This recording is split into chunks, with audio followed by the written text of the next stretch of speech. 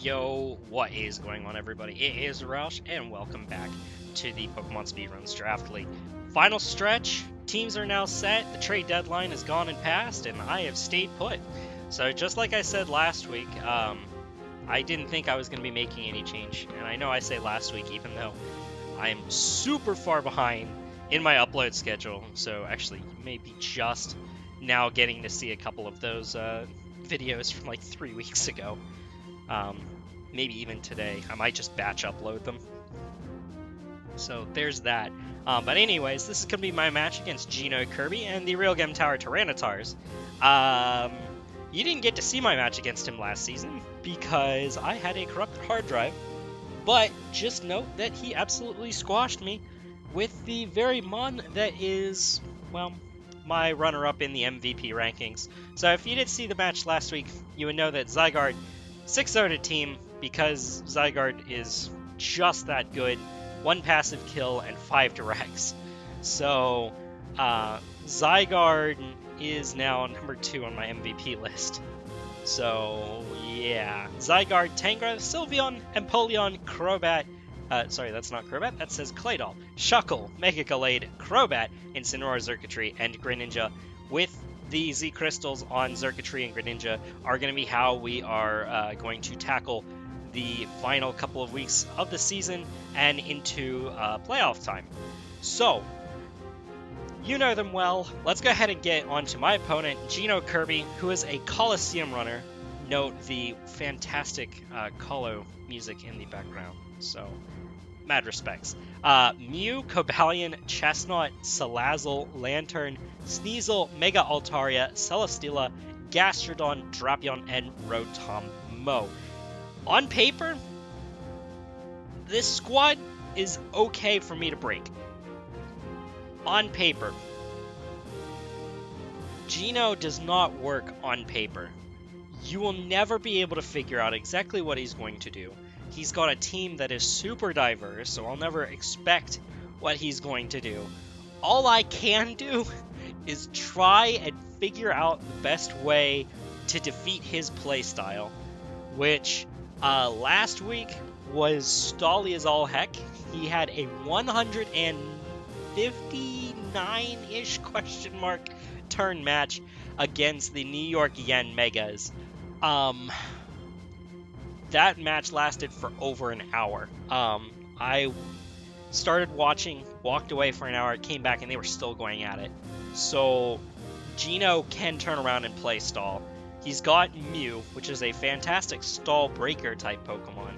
He's got a Mega Altaria, which is a fantastic stall-ish Pokemon. He's got Celesteela, which is the mother of stall. It's just really difficult for me to try and work around. But I think I've got a good batch of mons that should be able to get the job done. And my goal is to absolutely wreck everything. So I needed to find a way to start breaking everything down.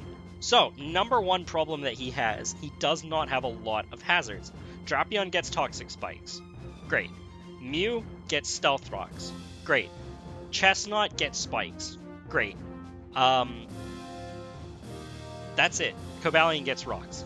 So he's got 4 ways of setting hazards and 3 ways of clearing them, all of which are Defog. Defog Mew, Defog Altaria, and Defog Rotom-Mow. That's the only way he's going to be able to get rid of hazards.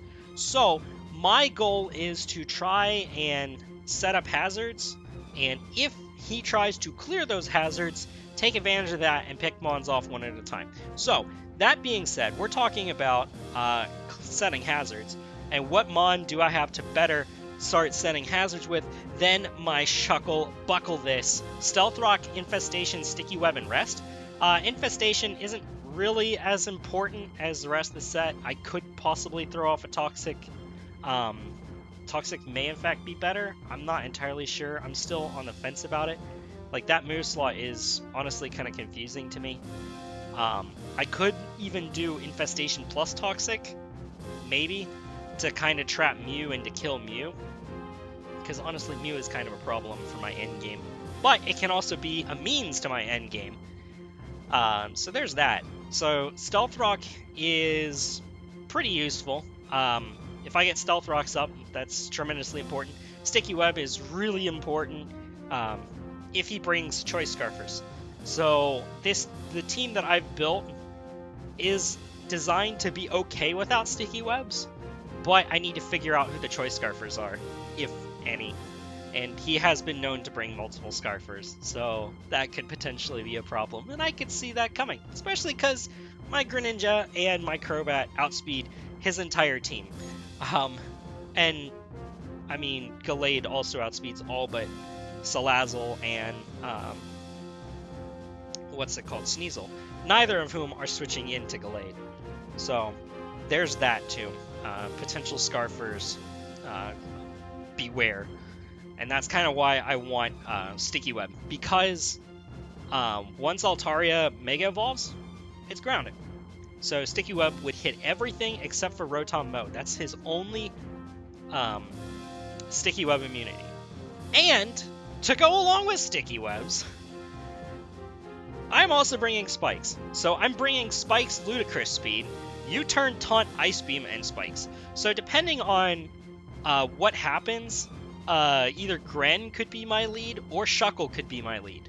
Now, Greninja, in terms of type coverage, actually has pretty good stuff to face a nice portion of Ninja's team. I was actually originally thinking of a Choice Spec set with Spikes, Ice Beam, Dark Pulse, and Hydro Pump, but in the end, I opted to go for a more utility set because, spoiler alert, I'm not bringing hazard removal. So there's no Claydol, there's no Defogger on my entire team.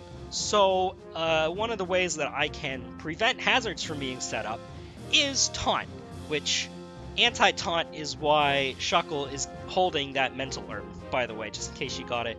I couldn't think of another better item to put on Shuckle.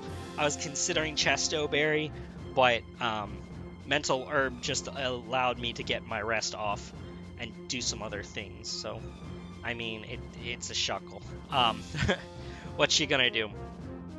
Taunt to prevent setup. I actually do tank any single hit from Celesteela up to modest max special attack Energy Ball, or if it gets to +2 or something like that. Other than that, Greninja is fairly decent against Celesteela up to and including Heavy Slam because of my type coverage. I mean, Greninja's weird. Max special attack Ice Beam and Icium Z is it can hit the Celesteela okay, but it's more because Mega Altaria exists. So this is kind of my lure for Mega Altaria, because Mega Altaria can be a detriment to my late game.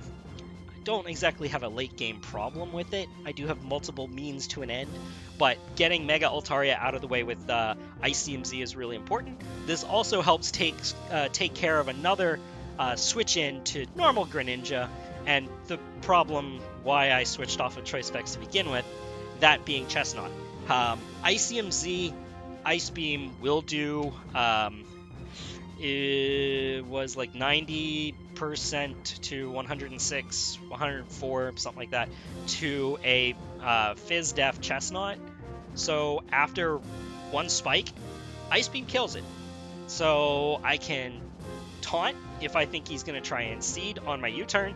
I can Icium Z if it can kill.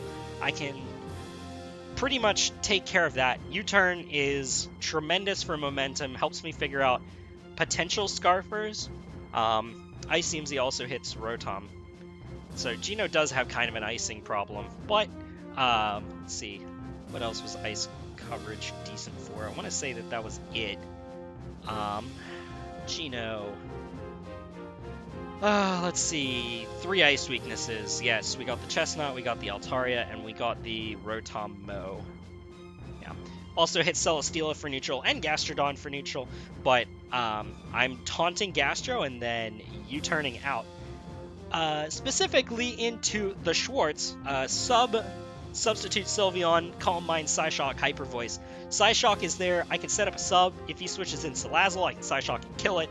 If he switches into Altaria, Altaria, if it is physically offensive, yes, it'll break my subs. But if it's defensive, there's a chance that it won't break my subs. And if it's specially offensive, it will never break my sub. But it can do a decent chunk with Hyper Voice, because Hyper Voice just goes straight through the substitute. But again, against defensive Altaria, Sylveon does pretty well. Against many defensive Mew types, it does pretty well. Does pretty decent against Chestnut, and in fact, I have enough speed to outspeed Chestnut by like 2 points, just in case, or 3 points, something like that.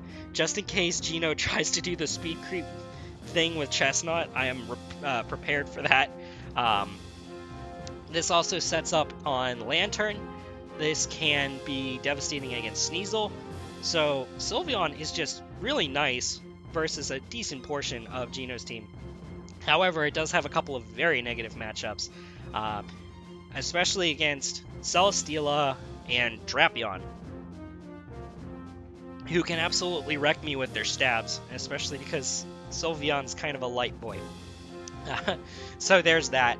But I do think I have one of the better kind of ruiners of Celesteela's day. I do 2-hit KO with Zygarde. So Zygarde, once a Stealth Rock and a Spike is on the field, 2-hit KO's entire team with 1,000 arrows. So literally no switch-ins. I can bring this thing against likes of Salazzle. It could be 2 attacks, but I kind of expecting Ice Move if he brings it. Sticky Webs are really important so that I can outspeed the likes of Cobalion, the likes of Mew. The spread that I have 100% outspeeds Mega Altaria, and I 2-hit KO with 1,000 arrows on an offensive spread, or 2-hit KO with Iron Tail on a defensive spread. And that's the only reason why Iron Tail would ever be used, is if there is a Mega Altaria staring me in the face, and I know that I can kill it. That's the only way that I would ever bring or use the Iron Tail. Otherwise, Extreme Speed's really good. Glare can be incredibly useful, especially if I predict a lot of switching around. So Glare can help me provide a means to an end. I can paralyze Rotom Mow. I can paralyze the entire team, actually. So there is the potential for that as well. So Zygarde can be really important this week. And just Choice Bandit makes it so that there's no switch-ins. So I really like its matchup this week. I'm bringing Choice Scarf Incineroar. I thought about it long and hard. This particular slot on the team was originally going to go to Xurkitree. Xurkitree was going to be a electric terrain setter with 3 attacks, Energy Ball, Dazzling Gleam, Thunderbolt. But all of a sudden, Mew started being a problem again. Mew couldn't one-hit KO, but I also couldn't even 2-hit KO it half the time. And it just seemed like there was no good way for me to really use Xurkitree, because then all of a sudden Chestnut became a potential check, and then I didn't know what Scarfers were going to be brought. But I just felt that it had a harder time really setting up the electric terrain, because it could set up against maybe Sneasel, it could set up against maybe Altaria, but not 100% of the time.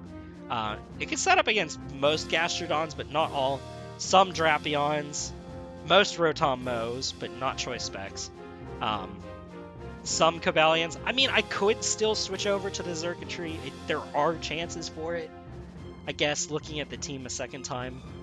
But I think that the Incineroar being a means to a different end is the better option.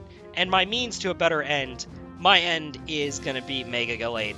So Swords Dance, Knockoff, Close Combat, Psycho Cut. These combination of moves, after a Swords Dance, one-hit KOs Geno's entire team except for a max physical defense Mew with a Z Crystal.